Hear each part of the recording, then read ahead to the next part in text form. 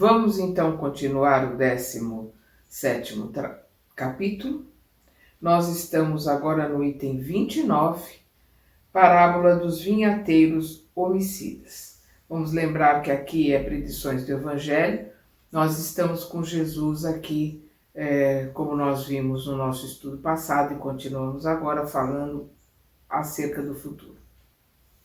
Havia um pai de família, um senhor, que tendo plantado uma vinha, cercou-a com uma sebe e, cavando a terra, construiu uma torre. Arrendou-a depois a uns vinhateiros e partiu para uma terra distante. Ora, estando próximo o tempo dos frutos, enviou seus servidores aos vinhateiros para recolher o fruto de sua vinha. Mas os vinhateiros apoderaram-se de seus servidores, a um feriram, a outro mataram, e lapidaram, apedrejaram ao terceiro. Enviou-lhe ainda outros servidores em quantidade maior que da primeira vez, e foram tratados da mesma maneira. Enfim, enviou-lhe o seu próprio filho, dizendo de si para si: terão algum respeito por meu filho. Mas os vinhateiros, vendo o filho, disseram entre eles: eis o filho, o herdeiro, vinde, matemo-lo e nós seremos os donos de sua herança. Assim apoderaram-se dele, expulsaram-no da vinha e o mataram. Quando o dono da vinha vier, como tratará os vinhateiros? Responderam-lhe. Jesus pergunta aqui, responderam. Fará que pereçam miseravelmente esses malvados e arrendará a vinha a outros vinhateiros que lhes entreguem os frutos na estação própria. Mateus capítulo 21, versículos de 33 a 41. Então nós vamos ver aqui a colocação do Kardec, quando ele vai colocar aqui, que o pai de família é Deus. A vinha que plantou são as leis, que ele colocou. Os vinhateiros são os judeus, os vinhateiros são os judeus infiéis, E os servos que ele manda, seus servidores, são os profetas. E o filho, o filho Jesus. Então aqui a gente vê Jesus colocando acerca do que os judeus infiéis, aqueles que estavam ali ouvindo, que eram aqueles que entendiam o que ele estava falando, que Jesus era judeu, falando para judeu, e nós vamos ver que o profeta Isaías colocou todas essas predições no Velho Testamento. Então, o que ele está colocando aqui, ele está chamando a atenção principalmente daqueles que estavam ali, para que eles tivessem a chance de se redimir, para que eles tivessem a chance de reconhecer Jesus ali.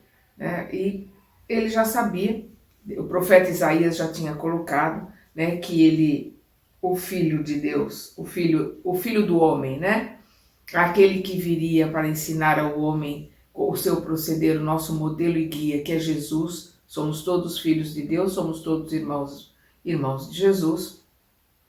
Que ele viria, não seria entendido, seria crucificado, ele seria morto por aqueles que herdaram a terra, os hebreus, os vinhateiros infiéis são os judeus, que estavam ali planejando a morte de Jesus. E eles o tirariam da vinha, ou seja, eles não o matariam ali no meio dos seus, eles o tirariam e ele seria morto na mão dos romanos. E quando Jesus coloca aqui que a vinha será dada a outros vinhateiros, que lhes entreguem os frutos na estação própria, Jesus já estava predizendo ali o trabalho de Paulo, por exemplo, que iria levar o evangelho, as palavras de Jesus para os gentios, os não-judeus. Então vamos às palavras do Kardec.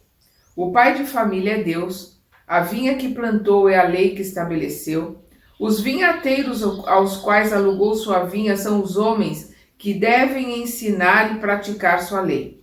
Os servidores que lhes enviou são os profetas, que fizeram perecer seu filho, que por fim envia.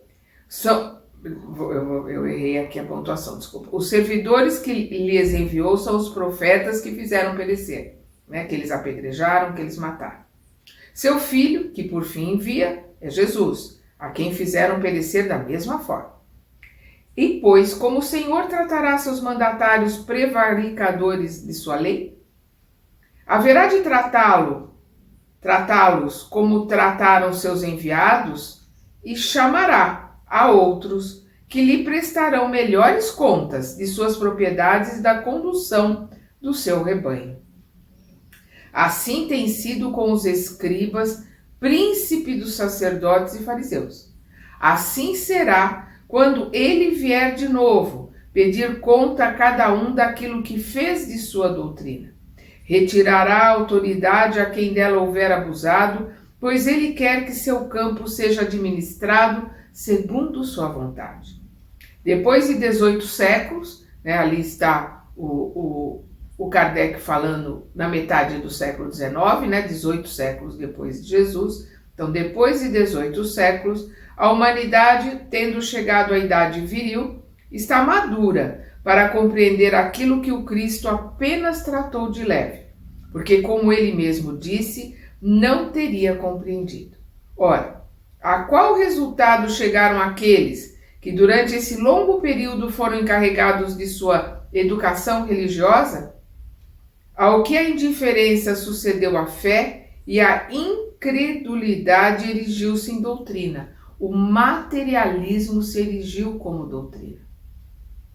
Com efeito, em nenhuma outra época, o ceticismo e o espírito de negação estiveram mais espalhados em todas as classes da sociedade.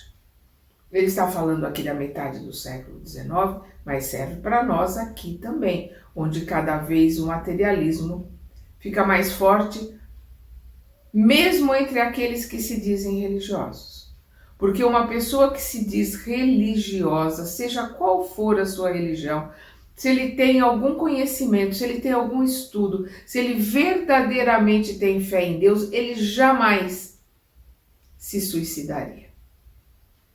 Porque ele sabe que terá, se ele não acredita na vida após a morte, ou algumas religiões que não acreditam na reencarnação, mas todos acreditam no juízo, todos acreditam que darão contas a Deus, como os vinhateiros tiveram que dar conta ao Senhor quando veio cobrar, né?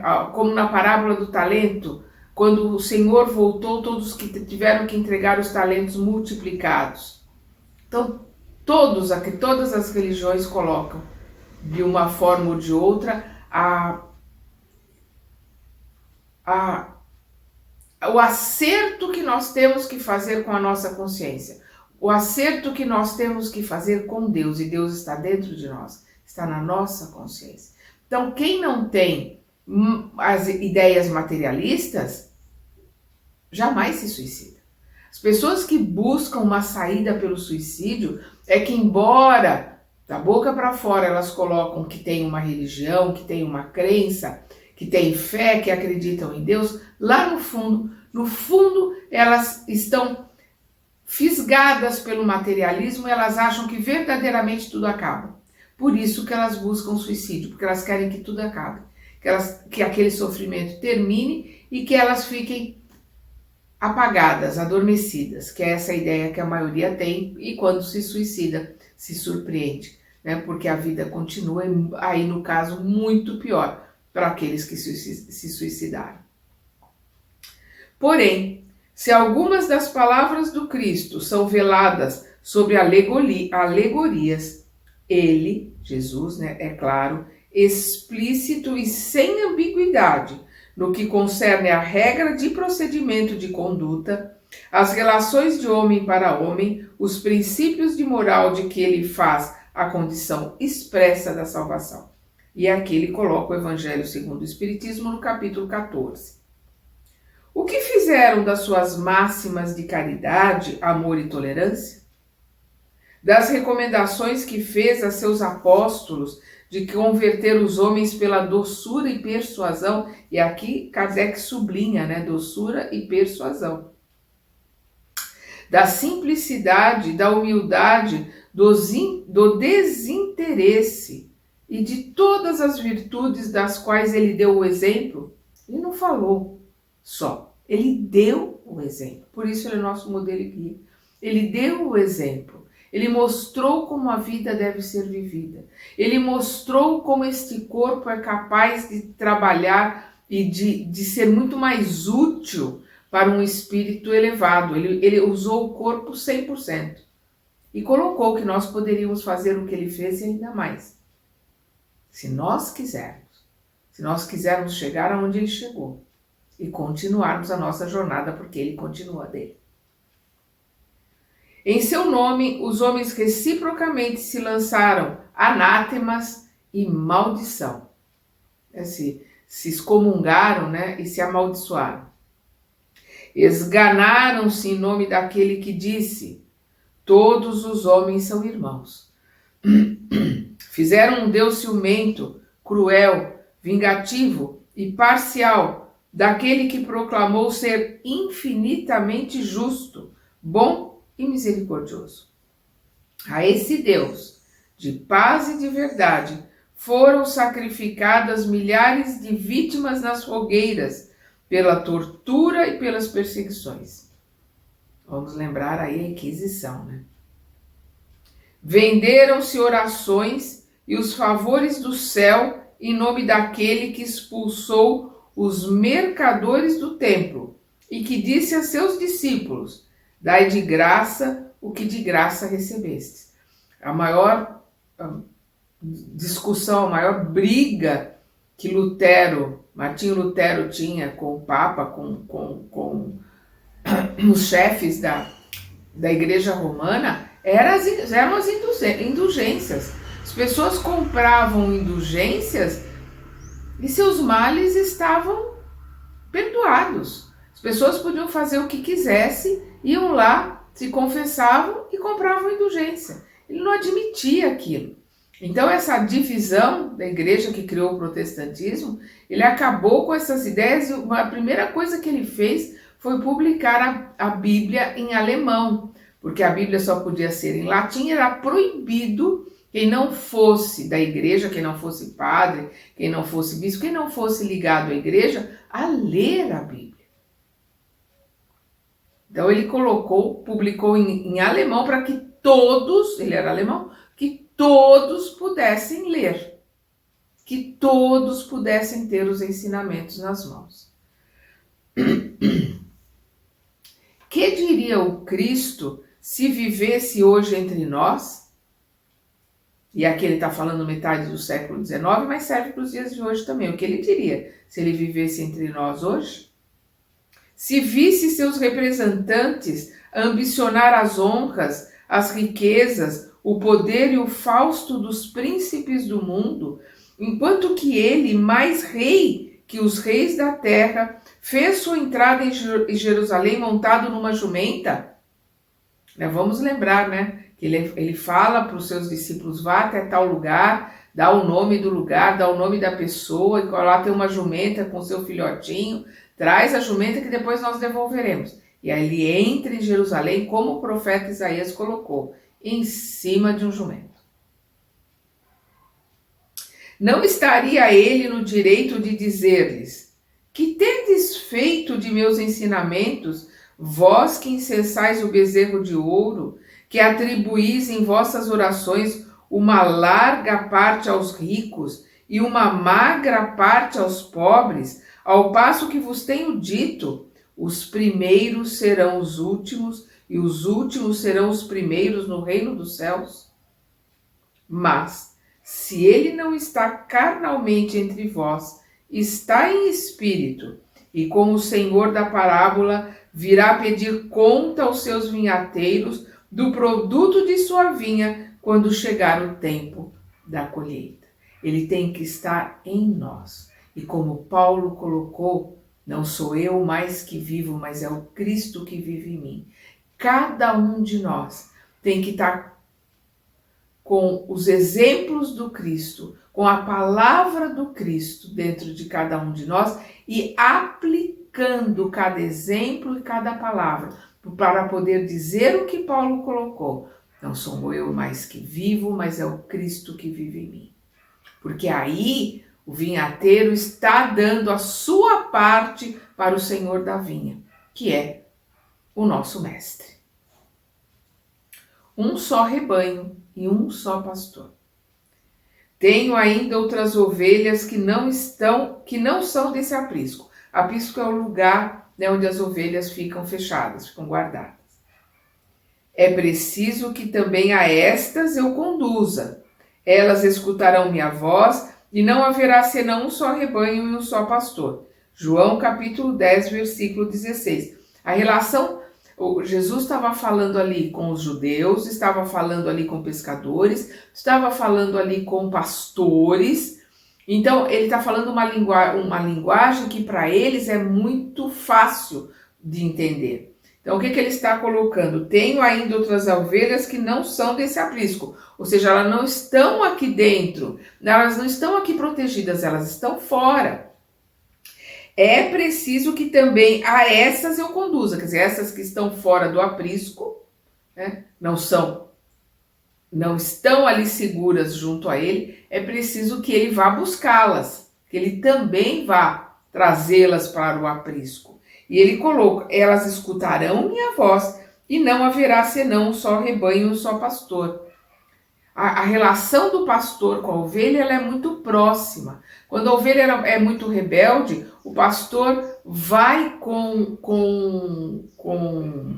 a vara tem uma ponta, e ele cutuca na junta da ovelha para ela mancar, e ele coloca a ovelha no pescoço dele para que ela se acostume com o cheiro dele, principalmente se acostume com a voz dele. Ele carrega a ovelha até ela melhorar ali, é um cutucãozinho que logo ela melhora. Mas o tempo que ela fica ali com ele, ela se acostuma com a sua voz. Então ela escutando a voz do pastor, ela obedece, ela vem. E é isso que Jesus está colocando aqui, que ele enviará, né, a sua mensagem para aqueles que estão fora ali daquele aprisco, e que eles ouvirão a sua voz, e eles atenderão, e não haverá um só, então, e não haverá senão um só rebanho e um só pastor.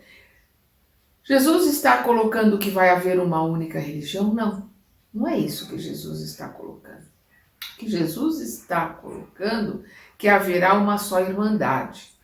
O planeta Terra será de irmãos, sem fronteiras, sem divisões, com respeito. Cada um vai estar na religião que o faz melhorar, que o faz crescer, que o faz se sentir melhor, que o faz ser uma pessoa melhor. E é assim que tem que ser.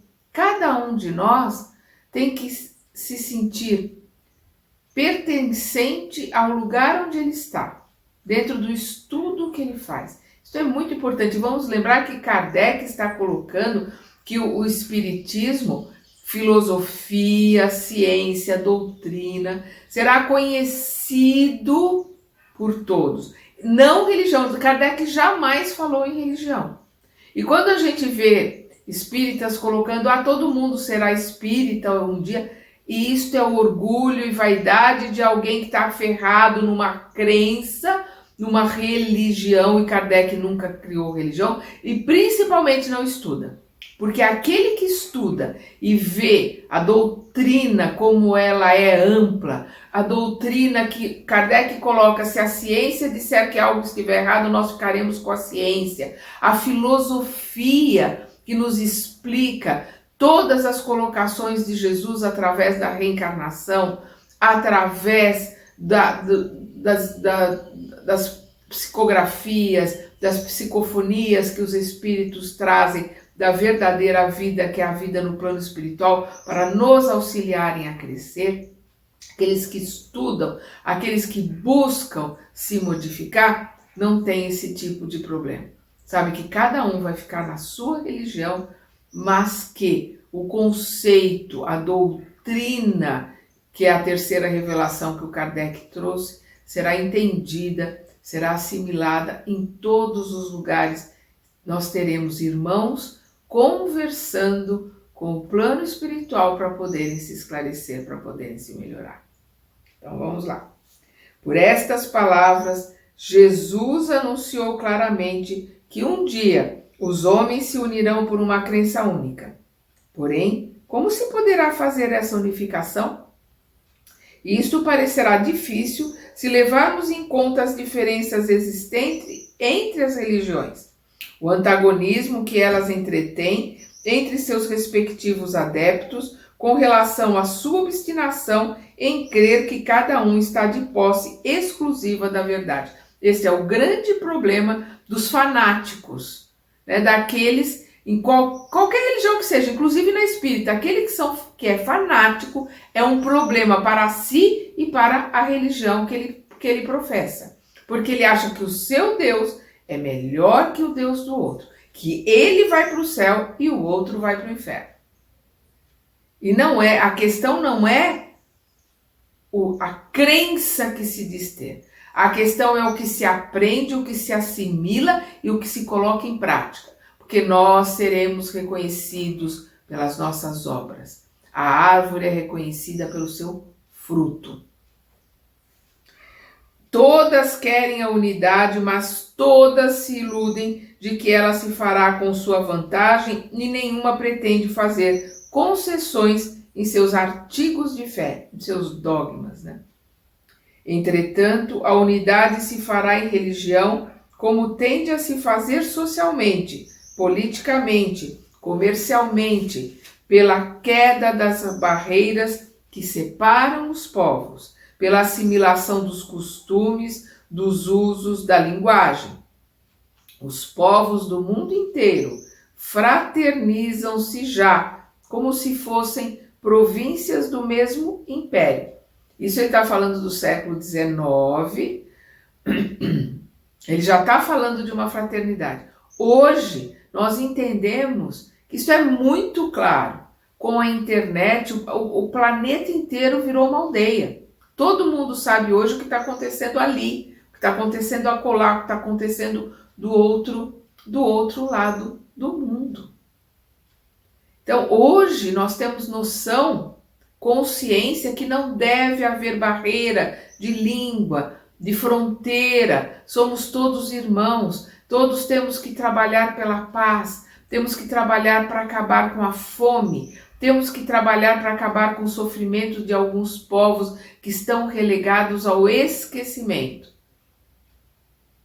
Nós temos que trabalhar para que todos tenham o necessário, para que todos tenham condições de viver dignamente, que ninguém morra de fome. Este é o principal trabalho para começarmos a regeneração, porque quando o planeta estiver regenerado, não haverá ninguém comendo um irmão, os nossos animais, não haverá ninguém morrendo de fome, não haverá ninguém discriminando o outro pela cor da pele, pela religião que professa, ou pelo culto, ou por ter alguma deficiência. Não haverá diferenças.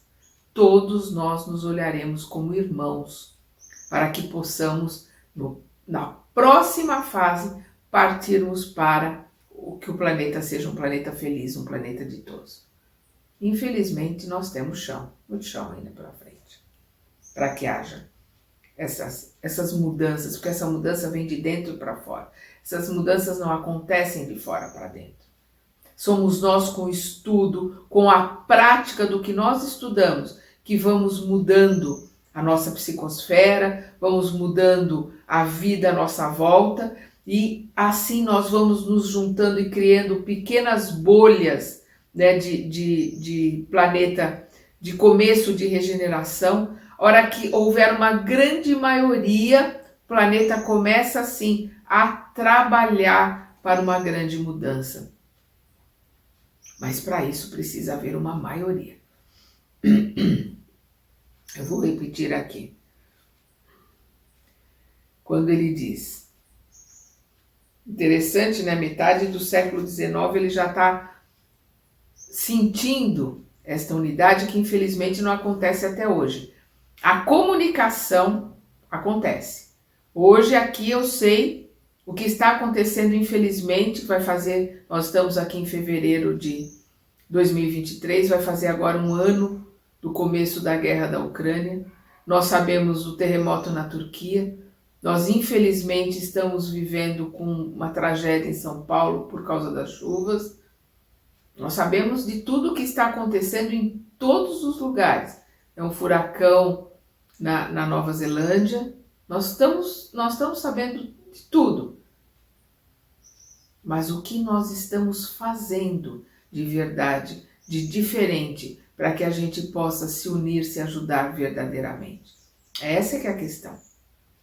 Então Kardec coloca aqui: entretanto, a unidade se fará em religião, como tende a se fazer socialmente, politicamente, comercialmente, pela queda das barreiras que separam os povos, pela assimilação dos costumes, dos usos, da linguagem. Os povos do mundo inteiro fraternizam-se já, como se fossem províncias do mesmo império. Pressente-se a sua unidade e todos a desejam. O que ele está colocando aqui, na visão dele ali do século XIX, não era bem uma confraternização, era uma imposição. A gente vê as colônias sendo obrigadas, né, a obedecer à Inglaterra, a obedecer à França, a Portugal. Então, vários povos colonizados ali naquela metade do século XIX. Então, o que ele está colocando aqui é mais uma utopia. 160 anos depois, né, nós estamos aqui um pouco mais do que isso, infelizmente isso não aconteceu. A comunicação, sim. Podemos mudar isso rapidamente? Podemos, basta querer, basta a gente se modificar, basta começar a fazer para acontecer. Depende de nós. É isso que ele estava nos colocando na metade do século XIX. E é isso que nós precisamos aprender de verdade hoje. Ela se fará pela força das coisas, porque se tornará uma necessidade para que se estreitem os laços de fraternidade entre as nações. Ela se fará, essa união, essa irmandade se fará pela força das coisas. Infelizmente, se não for por amor, se não for pela vontade, vai ser pela dor. Nós já sentimos isso com a pandemia. Foi um chacoalhar no mundo todo. Ou a gente se modifica por amor, pela vontade, pela fraternidade, pela empatia, né, de se colocar no lugar do outro, ou infelizmente essas mudanças ocorrerão de uma forma mais difícil, pela dor. Então ela se fará pela força das coisas, porque se tornará uma necessidade para que se estreitem os laços de fraternidade entre as nações. Ela se fará pelo desenvolvimento da razão humana, que fará compreender a puerilidade dessas dissidências, pelo progresso das ciências, que demonstra a cada dia os erros materiais sobre os quais elas se apoiam, e pouco a pouco soltam as pedras estragadas de seus alicerces. Se a ciência é a demolidora nas religiões, daquilo que é obra dos homens e fruto de sua ignorância das leis da natureza, ela não pode destruir, apesar da opinião de alguns, aquilo que é obra de Deus e eterna verdade. Eliminando os acessórios, né, as crendices, as bobagens, né, eliminando os acessórios, ela prepara os caminhos da unidade. Ela, a ciência, prepara os caminhos da unidade. Para sermos, pelo menos, de uma forma mais fraterna, nos vermos como irmãos, como iguais. Para chegar à unidade, as religiões deverão se reencontrar sobre um terreno neutro e, todavia, comum a todas. Para isso, todas terão que fazer concessões e sacrifícios maiores ou menores de seus dogmas particulares. Mas em virtude do princípio de imutabilidade que todas elas professam, a iniciativa das concessões não poderia vir do campo oficial. Em lugar de iniciar-se do alto, elas partirão de baixo pela iniciativa individual. Quer dizer, pelos dogmas, pela infalibilidade papal, pela infalibilidade do que Moisés disse, pela infalibilidade disto, pela infalibilidade daquilo. Não vai vir do alto, não vai vir dos mandatários, vai vir individualmente de baixo para cima, cada um aprendendo, cada um se modificando, cada um buscando a sua reforma interior dentro das suas religiões e tolerando, aceitando com outros olhos, com empatia e fraternidade a religião do outro. Então, o que ele está colocando, que é o mais provável mesmo, e que espero que aconteça, é que de baixo para cima, é que individualmente cada um de nós vai se modificando e juntos faremos a diferença.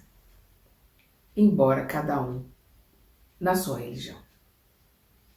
E a gente vê muitos encontros ecumênicos que são fantásticos, maravilhosos, né?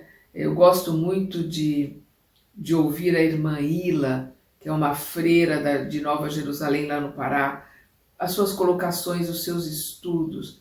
Eu gosto de ouvir alguns rabinos com estudos, né, da Torá, porque a gente precisa entender a Torá, o Velho Testamento, para entender as colocações de Jesus, porque Jesus era judeu falando para judeu. Tem alguns pastores, né, protestantes, com uma visão mais aberta, com um estudo mais aberto, que é gostoso, que vale a pena ouvir. Então, eu acho que essa questão do cada vez o ecumenismo aumentar, né, a tolerância aumentar, em todos os sentidos, em todos os setores, vai fazer com que cada um de nós se modifique. Depois de algum tempo, se operará um movimento de descentralização que tende a adquirir uma força irresistível. O princípio da imutabilidade que as religiões têm considerado até aqui como uma égide, né, um amparo, uma proteção conservadora, tornar-se-á um elemento destruidor, visto que com a imobilização dos cultos, ao passo que a sociedade caminha para a frente, eles serão ultrapassados e depois absorvidos na corrente das ideias progressistas, né? Aqueles que não se colocarem do lado da ciência, caminharem junto com a ciência, progredirem, cada vez entendendo mais a colocação do mestre, esses serão, digamos assim, derrotados, né? Eles serão apagados pelo progresso, pela ciência, por aqueles que verdadeiramente buscam conhecimento interior. A imobilidade, em vez de ser uma força, torna-se uma causa de fraqueza e de ruína para quem não segue o movimento geral. Olha a crítica que o Kardec está fazendo aqui à Igreja Católica, mas a todas as religiões engessadas, né? Que são imutáveis. Então, a imobilidade, em vez de ser uma força, torna-se uma causa de fraqueza e de ruína para quem não segue o movimento geral. Ela rompe a unidade porque aqueles que querem ir para diante se separam daqueles que se obstinam a ficar para trás. No estado atual de opinião e de conhecimentos, a religião, que um dia deverá ligar todos os homens sob a mesma bandeira, será aquela que melhor satisfaça a razão e as legítimas aspirações do coração e do espírito. A palavra religião quer dizer religar. Então, a religião é aquela que o religar verdadeiramente com Deus, que um dia deverá ligar todos os homens sob uma mesma bandeira, que é se religar com Deus, estar junto a Deus, será aquela que melhor satisfaça a razão e as legítimas aspirações do coração e do espírito. Que em nenhum ponto seja desmentida pela ciência positiva. Que ela não entre em conflito com a ciência. Que em lugar de se imobilizar siga a humanidade em sua marcha progressiva, sem jamais se deixar ultrapassar, que não seja exclusiva nem intolerante, que seja a emancipadora da inteligência, nada admitindo senão a fé raciocinada, aquela cujo código de moral seja o mais puro, o mais racional e em mais harmonia com as necessidades sociais, o mais próprio, enfim, para que se funde sobre a terra o reino do bem pela prática da caridade e da fraternidade universais. Então, que seja uma religiosidade, uma religião, um religar a Deus que seja o mais fraterno, o mais empático, né? Aquele que faça com que a pessoa cresça. É isto que ele está colocando aqui. E é o que verdadeiramente todos temos que buscar. Crescimento, aprimoramento. Então, a pessoa tem que mudar de religião? Não. Ela tem que buscar a sabedoria, o entendimento, o autoconhecimento e a sua melhora dentro da religião que ela se sente bem. Se ela não se sente bem, aí ela tem que procurar aonde ela se sente bem. O que alimenta o antagonismo entre as religiões é a ideia que cada uma delas tem de um Deus particular e sua pretensão de que o seu Deus, seja o único verdadeiro e o mais poderoso, em constante hostilidade com os deuses de outros cultos. É preocupado em combater sua influência. Quer dizer, quanto mais egoísta, né, for a pessoa dentro da sua religião, meu Deus é melhor que o seu Deus. Isso existe desde que o mundo é mundo e isto é o mote de todas as guerras até hoje. Então, não é a questão é nosso Deus. Nós temos que olhar o que temos em comum e não as nossas diferenças. Por isso que as reuniões ecumênicas são tão importantes para o aprendizado. Porque eu não vou olhar o que o budista tem diferente de mim, o que o católico tem diferente de mim, o que o protestante, o que o judeu tem diferente de mim. Eu vou ver aquilo que nos une. Entre o católico e o protestante, o amor a Jesus, os ensinamentos de Jesus nos une. Entre o budista e os judeus, com os judeus, o Deus único, a colocação do amai ao próximo como a ti mesmo. Isso é uma colocação mosaica, isso é uma colocação judaica. E com o budismo, né, o respeito aos animais, o respeito a todos, né, o buscar o Deus que existe dentro do outro. Então nós temos que nos juntarmos com aquilo que nos une, e não com aquilo que nos separa. Quando as religiões se convencerem de que há apenas um Deus no universo e de que de modo definitivo é o mesmo que adoram sob os nomes de Jeová, Alá ou Deus, quando elas se puserem de acordo sobre os seus atributos essenciais, compreenderão que um ser único só pode ter uma vontade. Elas se estenderão as mãos como servidores de um mesmo Senhor e filhos do mesmo Pai, e terão realizado um grande passo para a unidade, para a irmandade. E temos que chegar nessa irmandade para podermos começarmos a trabalhar na mudança. Na transição nós já estamos, mas para que a mudança comece a acontecer, para que a gente comece a caminhar rumo à regeneração, nós precisamos trabalhar dentro da fraternidade, da empatia, da irmandade. Agora nós vamos ao advento de Elias.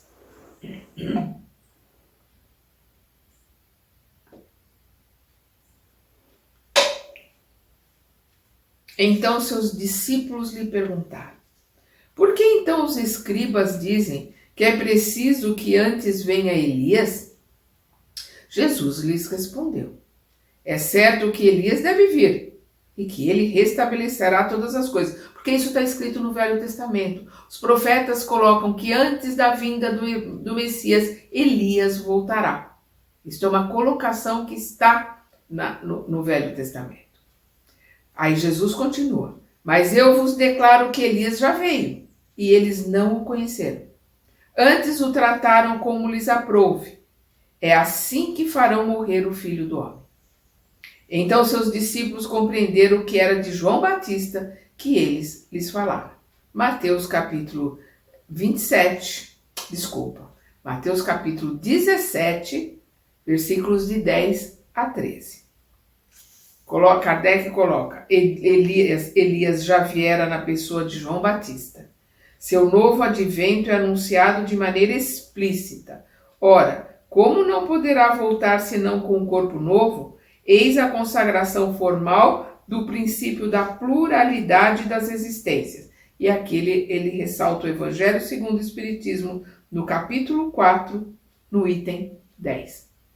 Nós vamos ver aqui Jesus colocando acerca da volta num novo corpo. Não tinha o nome de reencarnação, porque a palavra reencarnação foi colocada por Kardec. A palavra espiritista, espiritismo e reencarnação são palavras que foram colocadas por Kardec. Essas palavras não existiam antes. Então, a gente vai ver no Velho Testamento a colocação da volta de Elias, e esta volta é através de um novo corpo, é através da reencarnação. Nós vamos ver os judeus estudando esta volta no novo corpo com outro nome, que depois o Kardec coloca como reencarnação. Mas esta volta é conhecida e Jesus a coloca o tempo todo. Nós vemos aqui ele falando que Elias voltou e que João Batista era Elias. Nós vamos ver ele colocando para Nicodemos que para conhecer o reino dos céus, o homem terá que nascer de novo.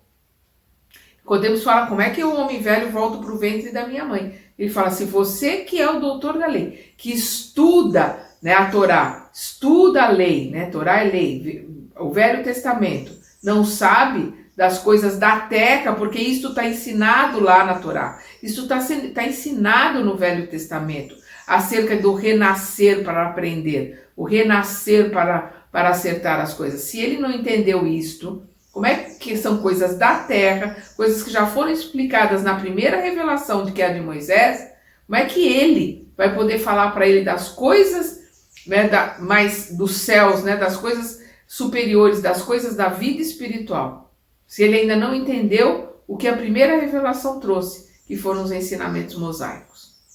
Então, nós vamos ver dentro do estudo aprofundado do judaísmo, principalmente a Kabbalah, que é um estudo aprofundado do judaísmo, a questão da reencarnação, de voltar num novo corpo para poder aprender. Não com estas palavras, de novo. Quando você vê algum livro falando de coisas antigas com palavras como espiritismo, espírita e reencarnação, esse livro foi adulterado com palavras novas, porque essas palavras foram cunhadas em 1857 por Hippolyte Léon Denisard Rivail, nosso querido Allan Kardec. A anunciação do Consolador. Se vós me amais, guardai meus mandamentos, e pedirei a meu Pai, e ele vos enviará um outro Consolador, a fim de que fique eternamente convosco. O Espírito de verdade que este mundo não pode receber, pois não o vê, mas vós o conhecereis, pois ficará convosco e estará em vós. Mas o Consolador, que é o Espírito Santo, que meu Pai enviará em meu nome, vos ensinará todas as coisas e vos fará recordar de tudo quanto vos tenho dito. João, capítulo 14, versículos 15, 16, 17 e 26. E também o Evangelho segundo o Espiritismo, no capítulo 6. O que ele está colocando aqui? Muitas coisas que ele não pôde ensinar.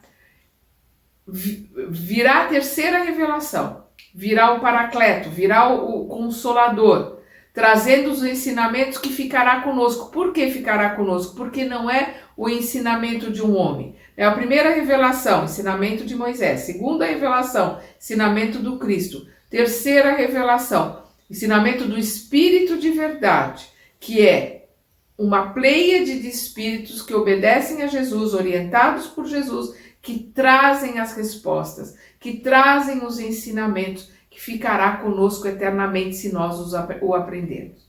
É isso que Jesus está colocando aqui. Aí Kardec continua agora com uma passagem também de João no capítulo agora 16.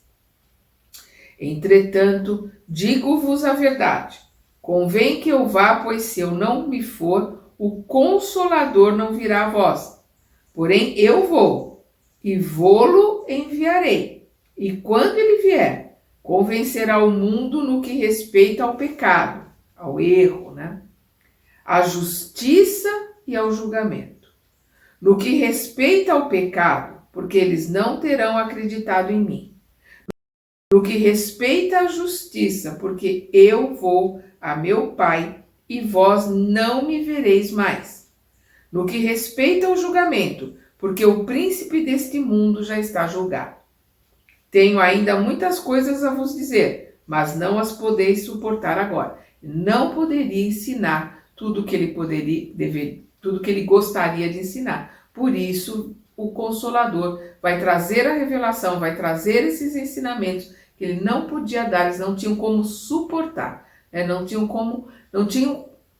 como aguentar o peso desses ensinamentos, não tinham como compreender esses ensinamentos. Como nós, que Jesus colocou, nós, 2000 anos depois, estamos aqui batendo cabeça porque nós temos dificuldade para entender. Essa que é a grande verdade. Quando esse Espírito da verdade vier, ele vos ensinará toda a verdade, pois não falará por si mesmo, mas dirá tudo o que tiver ouvido e vos anunciará as coisas vindouras. Ele me glorificará, porque receberá do que está em mim e vô-lo anunciará. João capítulo 16, versículos 7 a 14. Para as colocações de Kardec. Esta predição, sem contradita, é uma das mais importantes do ponto de vista religioso, pois ela prova de maneira inequívoca que Jesus não disse tudo aquilo que tinha a dizer. Kardec coloca em negrito, que Jesus não disse tudo aquilo que tinha a dizer, pois não o compreenderiam, mesmo seus apóstolos, pois era a estes que ele se dirigia. Ainda não tinham condições de entender tudo aquilo que Jesus queria ensinar. Por isso ele colocou por parábola. Por isso que ele colocou histórias, colocações, metáforas, parábolas. Porque é mais fácil da pessoa guardar. E aquilo que ela não entendeu hoje, amanhã ela vai entender. Ouvindo a mesma história, a cada vez que a gente ouve, cada vez que a gente se aprofunda no estudo, nós vamos entendendo as suas entrelinhas. Nós vamos entendendo aquilo que Jesus quis colocar com as suas parábolas. Se lhes houvesse dado instruções secretas, eles teriam mencionado isso no Evangelho. Então, desde que ele não disse tudo a seus apóstolos, os sucessores destes não poderiam ter sabido mais que aqueles, Os sucessores dos apóstolos não podiam saber mais do que os apóstolos. Poderiam, pois, ter se enganado sobre o sentido de suas palavras, dar uma falsa interpretação aos seus pensamentos, frequentemente velados sob forma simbólica. As religiões fundadas sobre o Evangelho não pode, pois, dizer que estão na posse de toda a verdade, pois que ele se reservou o direito de completar ulteriormente, quer dizer, posteriormente, suas instruções. Nenhuma religião pode dizer, eu tenho toda a verdade, porque o próprio Cristo está dizendo que ele não pode ensinar tudo aos apóstolos e que depois ele vai enviar o Consolador e aí os seus ensinamentos vão ficar mais claros e serão mais aprofundados. O princípio de imutabilidade das religiões está, pois, desmentido pelas próprias palavras de Jesus. Se ele não pôde ensinar tudo e vai ter mais ensinamentos depois, esta imutabilidade que as religiões colocam está desmentida por Jesus. Ele, Jesus, anuncia sob o nome de Consolador e de Espírito da Verdade aquele que deve ensinar todas as coisas e fazer recordar o que ele disser. Por isso que a gente fala que a doutrina espírita, ela é o cristianismo verdadeiro, redivivo. Por quê? Porque vem trazer de novo as palavras do Cristo sem deturpação, sem tradução, digamos assim, mal feita, intencionalmente ou não intencionalmente, né? com um erro por ignorância ou um erro por má fé. Então vem trazer de novo as palavras do Cristo como elas foram colocadas. Por isso que é o Evangelho redivivo. Então ele, Jesus, anuncia sob o nome de Consolador e de Espírito da Verdade, aquele que deve ensinar todas as coisas e fazer recordar o que ele dissera, de onde se diz que seu ensinamento não estava completo. Além disso, ele previa que haviam de esquecer o que ele dissera e que haviam de desnaturar seu ensinamento. Problema das traduções, né? De quem conta um conto aumenta um ponto, por aí vai. Pois o Espírito de verdade lhes devia fazer recordar e, de acordo com Elias, restabelecer todas as coisas, isto é, segundo o verdadeiro pensamento de Jesus. As palavras que Elias coloca em Reis, né, no Velho Testamento, acerca da vinda do Messias, né, acerca dos ensinamentos do Messias e ele não seria entendido, ele não seria compreendido. E o que ele está colocando aqui? Que o Espírito da Verdade, o Espírito da Verdade é Jesus, e Jesus se manifesta através dos seus prepostos, através de uma pleia, de uma egrégora de espíritos superiores que vão trazer os ensinamentos de Jesus até nós através dos espíritos. Então ele diz, pois o Espírito de verdade lhes devia fazer recordar, né, aquilo que foi dito por Jesus, recordar, e de acordo com Elias, restabelecer todas as coisas, isto é, segundo o verdadeiro pensamento de Jesus. Quando deverá vir esse novo revelador? É bem evidente que, se na época em que Jesus falava aos homens não estavam em estado de compreender aquilo que lhes restava dizer, não seria em alguns anos que poderiam adquirir as luzes necessárias. Para a compreensão de certa parte do Evangelho, excetuados os preceitos da moral, seriam necessários conhecimentos que unicamente o progresso da ciência poderia dar, e que deviam ser a obra do tempo e de diversas gerações. Se, portanto, o novo Messias tivesse vindo pouco tempo depois do Cristo, teria encontrado o terreno também pouco propício, e não teria feito mais que ele. Ora, desde Cristo até nossos dias não se produziu nenhuma grande revelação que haja completado o Evangelho e haja elucidado suas partes obscuras, o que constitui índice seguro de que o enviado ainda não aparecer. Qual deverá ser esse enviado? Ao dizer de Jesus, abre aspas, orarei a meu Pai, e ele vos enviará um outro Consolador. Fecha aspas. Isto indica claramente que não se trata dele mesmo, senão teria dito, abre aspas, voltarei a completar o que vos tenho ensinado. Fecha aspas. Depois ele acrescenta, abre aspas, a fim de que permaneça eternamente convosco e estará em vós. Fecha aspas. A fim que permaneça eternamente. Por quê? Porque não é um ser, não é um enviado, não é como foi o caso de Moisés ou como foi o caso de Jesus, que foram embora. É um ensinamento que vai ficar eternamente conosco. Nós teremos esse ensinamento para estudar, estudar e estudar. E estará em vós, porque aquilo que nós aprendermos, aquilo que nós verdadeiramente aprendermos e colocarmos em prática, ninguém tira. É nosso pela eternidade. É um aprendizado que nós vamos levar para a eternidade. O aprendizado intelectual, o diploma de engenheiro, de médico, de psicólogo, físico, esse vai ficar na terra quando o corpo for enterrado. Vamos lembrar, André Luiz, o que serviu os diplomas que ele tinha? Era um médico famoso na terra. Não serviu para nada no plano espiritual.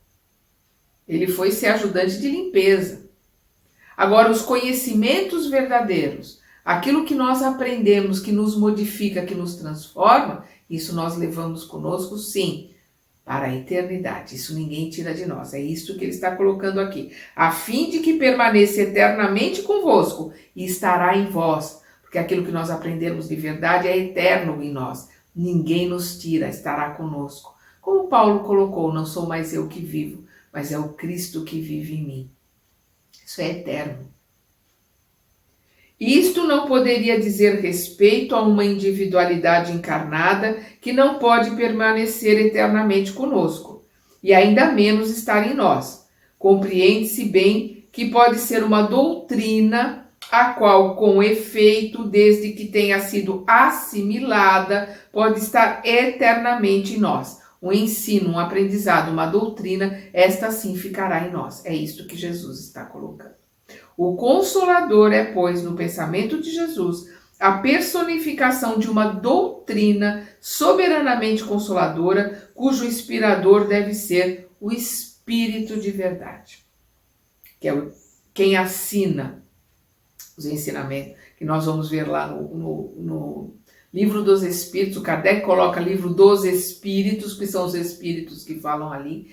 Quem assina ali como um dos que está coordenando é João Evangelista, e nós vemos que ele está ali coordenado pelo Espírito de verdade. E nós sabemos que o Espírito de verdade é Jesus, que está coordenando os seus trabalhadores. O Espiritismo realiza, e aqui quando ele fala o Espiritismo, não é crença, não é religião. Quando ele fala o Espiritismo é a doutrina, a ciência, a filosofia. É a isto que ele está se referindo sempre. Então, o Espiritismo realiza, conforme já foi demonstrado, no capítulo 1 aqui do livro A Gênesis, no item 30, todas as condições do Consolador prometido por Jesus. Não é uma doutrina individual, uma concepção humana. Ninguém pode dizer que foi seu Criador. Ninguém pode dizer que foi seu Criador. O Kardec, ele é o compilador. Ele fez as perguntas, buscou as respostas, juntou as respostas e escreveu a doutrina através dos ensinamentos e das respostas psicofônicas ou psicografadas dos espíritos. Ele é o editor do livro. Ele juntou tudo, montou e publicou. Quem escreve, quem responde as perguntas, quem traz os ensinamentos são os espíritos. Por isso que ele diz aqui, não é uma doutrina individual, uma concepção humana. Ninguém pode dizer que foi seu Criador. É o produto do ensinamento coletivo dos espíritos. Ensino ao qual preside o Espírito da verdade. E aqui ele coloca, é o produto do ensinamento coletivo dos espíritos com E maiúsculo, ensino ao qual preside o Espírito da verdade com E e V maiúsculo, porque o Espírito da verdade é o nosso Mestre Jesus. Nada suprime do Evangelho, ele o completa e elucida. Com auxílio das novas leis que revela, junta às da ciência, faz compreender o que era ininteligível, admitir a possibilidade do que a incredulidade considerava como inadmissível. Então, juntando esses ensinamentos, juntando esses esclarecimentos com a ciência, nós vamos poder compreender o que era ininteligível e o que era inadmissível. Teve seus precursores e seus profetas que lhe pressentiram a vinda. Por seu poder moralizador, prepara o reino do bem sobre a terra. A doutrina de Moisés, incompleta, permaneceu circunscrita ao povo judeu. A de Jesus, mais completa, espalhou-se por toda a terra. Pelo cristianismo, porém, não converteu todo mundo ao espiritismo, mais completo ainda, tendo raízes em todas as crenças, converterá a humanidade. De novo, converterá a humanidade a entender a existência dos espíritos e a doutrina espírita, a ciência e a filosofia, não religião. Religião é coisa dos homens. A bater no peito, a minha religião, isso é coisa dos homens. O que o Kardec traz é doutrina, ensinamento, filosofia, ciência. E aqui ele faz uma nota, o Kardec. Todas as doutrinas filosóficas e religiosas trazem o nome da individualidade fundadora. O mosaísmo, né, Moisés, o cristianismo, Cristo, o maometismo, né, Maomé, que Maomé foi 571 depois de Cristo e desencarnou em 632 depois de Cristo, né, os muçulmanos consideram como o último profeta, eles consideram Jesus profeta, e eles consideram Maomé o último profeta. Né? O budismo, o Buda é de 400 antes de Cristo, né? Se coloca que ele tenha vivido de 483 a 400 antes de Cristo. O cartesianismo, né, que é os seguidores das ideias do Renan Descartes. O fourierismo, que é as ideias socialistas do Fourier. O saint-simonismo, que é o fundador do socialismo, né, etc. A palavra espiritismo, ao contrário, não lembra nenhuma personalidade. Ela encerra uma ideia geral que indica ao mesmo tempo o caráter e a fonte múltipla da doutrina. Né? Uma nota do Kardec. Quando Jesus dizia a seus apóstolos, abre aspas, um outro virá mais tarde que vos ensinará aquilo que não posso vos dizer agora, fecha aspas, proclamava por isso mesmo a necessidade da reencarnação. Óbvio, né? Porque como é que ele vai ensinar para eles no futuro se eles estarão mortos? Mas como eles estarão reencarnados, eles vão aprender no futuro aquilo que ele não pode ensinar ali naquela hora. Aí o Kardec continua, vou voltar aqui. Quando Jesus dizia a seus apóstolos, abre aspas, um outro virá mais tarde que vos ensinará aquilo que não posso vos dizer agora, fecha aspas, proclamava por isso mesmo a necessidade da reencarnação. Como poderiam estes homens aproveitar o ensinamento mais completo que deveria ser dado ulteriormente, quer dizer, depois? Como seriam eles mais aptos a compreendê-lo se não deveriam reviver? Jesus teria dito uma inconsequência se os homens futuros devessem, segundo a doutrina vulgar, né, a doutrina comum, ser homens novos, almas saídas do nada do seu nascimento. Admita-se, ao contrário, que os apóstolos e os homens de seu tempo tenham vivido depois, que eles revivem ainda hoje, e aí o ainda hoje dele é metade do século XIX, mas nós podemos dizer, eles revivem ainda hoje. Todos nós estávamos, muito provavelmente estávamos lá na época de Jesus. Quem lê o livro Memórias de um Suicida, nós vamos ver lá é o Camilo Castelo Branco, ele usa o nome de... Ele usa um pseudônimo, me fugiu agora, no Memórias de um Suicida, ele dentro da